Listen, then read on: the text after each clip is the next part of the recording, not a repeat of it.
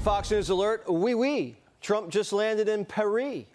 After the G7, 47 swung through the French capital to commemorate America 250. The Treaty of Paris ended the Revolutionary War.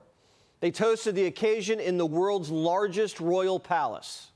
We're going to Versailles for dinner with some of Europe's great people, and we'll see how that works out. I think it'll be very good. The president will be there with Madam, and I think we're going to have a good time. The president signed another treaty at dinner. More on that in a sec. But the Europeans are already telling 47, merci. You've seen European leaders interact very warmly with you at this summit. Do you think that they're coming around to your worldview? Well, I think they think I was right. I'm sort of always right. They do call him daddy, but they can also call him this. Hello, I'm the boss. How are you? They gave the boss a big gift, the EU trade deal. We raised tariffs on them, and they dropped a bunch of tariffs on us to zero. Money's being made, and love was in the air. He was in a hotel, and I met him, and we fell in love, deeply in love. And he didn't even want to see Hillary. He said, "You're going to win. I don't want to meet her." He said, "You're going to win." He didn't want to see her. Remember that? The atmosphere was intoxicating. Deals seemed to turn Trump on. You know, deals are amazing. I've done them all my life. I've gone into deals that were 100% and they don't happen. I've gone into deals that there was no chance of getting them done, and it happens, and they happen easily. So you never know with deals, do you? But you're going to find out pretty soon. I think it'll be done. They want to sign. They want to get back to a normal life. And Fox News alert, President Trump just signed the Iran deal over dinner. It's signed, yeah. We signed it. In Versailles. He said it.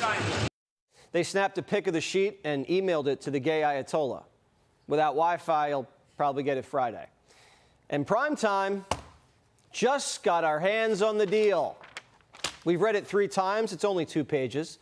The headline, Iran's nuke program is over forever.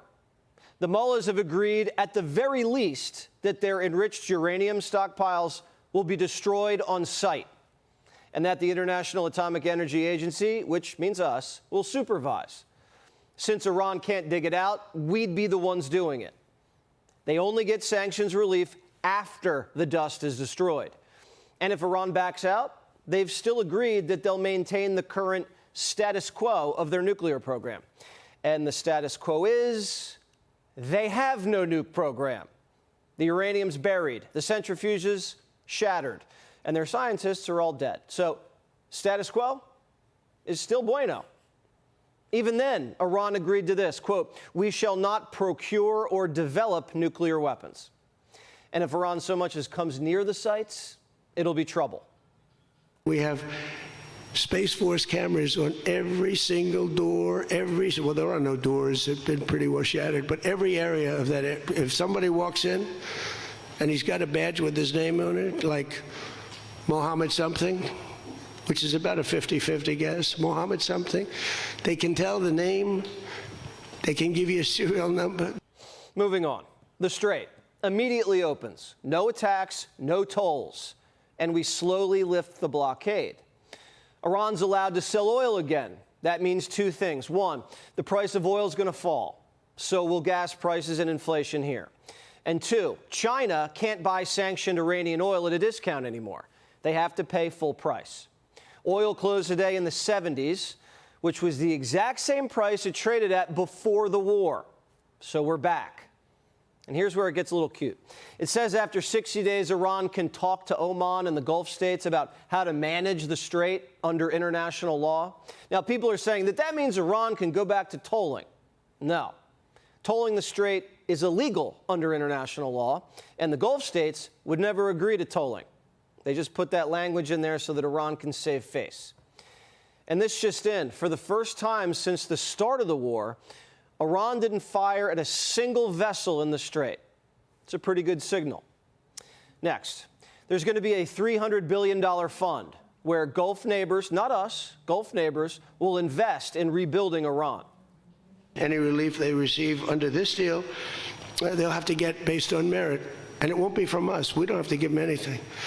But some people may want to invest. Like, what are you going to do? Say you can never, ever invest in a country? I mean, it's pretty tough. They need investment because we did $1.5 trillion, maybe $2 trillion worth of damage.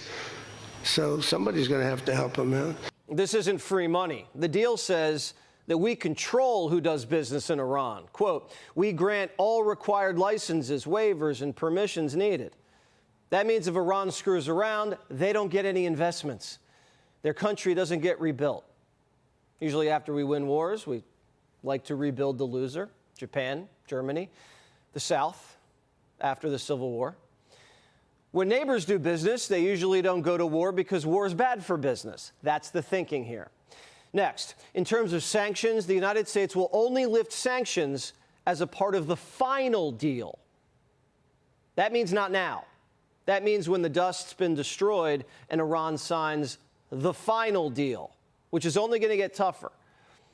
The deal also says the United States won't be reducing our force posture until the final deal is signed. That means the two carrier strike groups remain in position, locked and loaded. Also, Iran has to keep their dog on a leash. Hezbollah has to stand down. If they attack Israel, Israel can hit back and hit back hard. But Israel, they have to behave too. We have a little dispute over Lebanon. I say, you can do a little softer touch, Bibi. You don't have to knock down a building every time somebody walks into it that's from Hezbollah. A senior official tells Primetime that Netanyahu thinks the deal's a home run if Iran complies, but he's skeptical.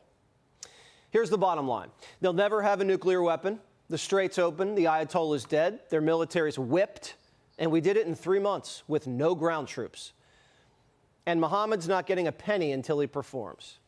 And none of these pennies are even ours. And as a bonus, the United States is now the world's biggest energy exporter. And hopefully, fingers crossed, we rewired the Middle East so they make love, not war. And we don't have to babysit them. Trump actually set the stage for peace in the Middle East in his first term by bombing the hell out of ISIS and whacking Iran's top general. This was years in the making. You know why? Because I was the one that killed General Soleimani. And if I didn't kill General Soleimani, we probably wouldn't be talking right now about this deal, because he was a mad genius. A lot of people forget that. The tough guys, you know, the tough guys that would drive the country right down the tubes. Then Trump terminated the Obama deal, and in his second term, the president visited the Middle East first, remember? Beefed up the Abraham Accords, sold the Arabs AI, cha-ching, and came home with trillions of American investments. Last week's airstrikes and Project Freedom sealed this deal. American deterrence is back. And the Guard lost its leverage over the Strait when we started secretly shepherding tankers out. Senior U.S. officials tell Fox News that they don't trust the Iranians. They're not in the trust business. But the Iranians in private have been saying all the right things. Now, that doesn't mean anything. This is a performance-based deal. If they BS us, we slap back the sanctions and the blockade and maybe bombs away.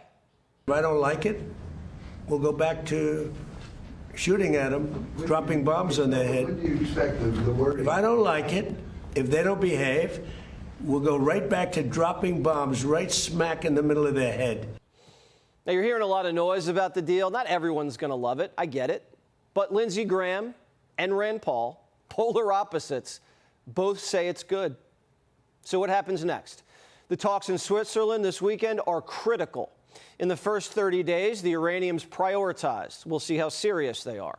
One thing's clear, the mullahs know Trump's serious. They tried to bribe their way out of it. And you know what the Iranians did? They laughed at Obama and they said he's a stupid son of a bitch. The president's no sucker. He's been a part of deals that blew up. That's why he's sending JD. Why not stick around for the signing ceremony with this Iran peace deal? I might. You might? Yeah, I might. But I'd rather, this is a memorandum of understanding.